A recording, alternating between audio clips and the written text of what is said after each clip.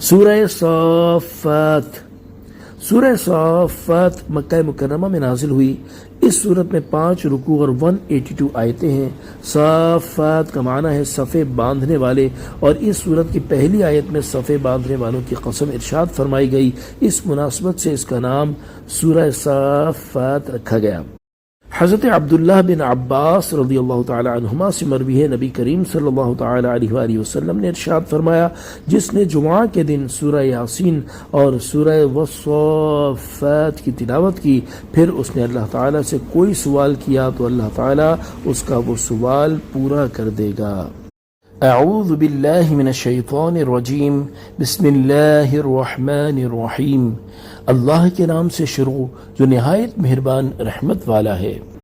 والصافات صفا، ترجمہ کنز العرفان، ان کی قسم جو باقاعدہ صفے باندھے ہوئے ہیں۔ تفسیر صراط الجنان۔ اس آیت میں اللہ تعالیٰ نے چند گروہوں کی قسم یاد فرمائی۔ ان کے بارے میں مفسرین کا ایک قول یہ ہے کہ ان سے مراد فرشتوں کے گروہ ہیں جو نمازیوں کی طرح صف بستہ ہو کر اللہ تعالیٰ کے حکم کے منتظر رہتے ہیں۔ دوسرا قول یہ ہے کہ ان سے علماء دین کے گروہ مراد ہیں جو تہجد اور تمام نمازوں میں صفے باندھ کر عبادت میں مصروف رہتے ہیں۔ تیسرا قول یہ ہے کہ ان سے مراد غازیوں کے گروہ ہیں جو راہ خدا میں صفے باندھ کر دشمنان حق کے ساتھ مقابلہ کرتے ہیں۔ فالزاجرات زجرا، پھر ان کی قسم جو جھڑک کر چلانے والے ہیں۔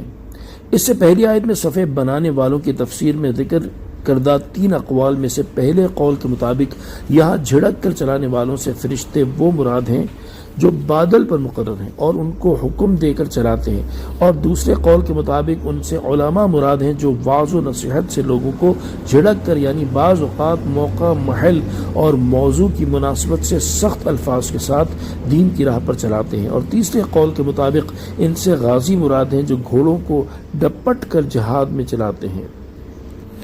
فالتالیات ذکرا، پھر قرآن کی تلاوت کرنے والوں کی قسم۔ اس آیت میں بھی قرآن کی تلاوت کرنے والوں سے مراد وہ فرشتے ہیں جو نماز میں تلاوت کرتے ہیں، یا وہ علماء ہیں جو اپنے درس اور بیانات میں قرآن کریم کی تلاوت کرتے ہیں، یا وہ غازی مراد ہیں جو جہاد کرتے وقت قرآن پاک کی تلاوت کرتے ہیں۔ ان الہکم لواحد، بے شک تمہارا معبود ضرور ایک ہے۔ تفسیر صراط الجنان۔ کفار مکہ تعجب کے طور پر نبی کریم صلی اللہ تعالی علیہ وآلہ وسلم کے بارے میں کہا کرتے تھے، ترجمہ کنز العرفان، کیا اس نے بہت سارے خداؤں کو ایک خدا کر دیا؟ بے شک یہ ضرور بڑی عجیب بات ہے۔ اس پر اللہ تعالی نے مذکورہ بالا چیزوں کی قسم یاد فرما کر ان کی عظمت و شرافت بھی بیان کر دی، اور بتوں کے پجاریوں کا رد کرتے ہوئے فرما دیا کہ اے اہل مکہ، بے شک تمہارا معبود ضرور ایک ہے، اس کا کوئی شریک نہیں، لہذا تم بتوں کو اپنا معبود قرار نہ دو۔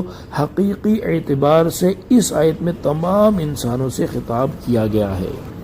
صلو علی الحبیب صلی اللہ تعالی علی محمد صلی اللہ تعالی علیہ وآلہ وسلم۔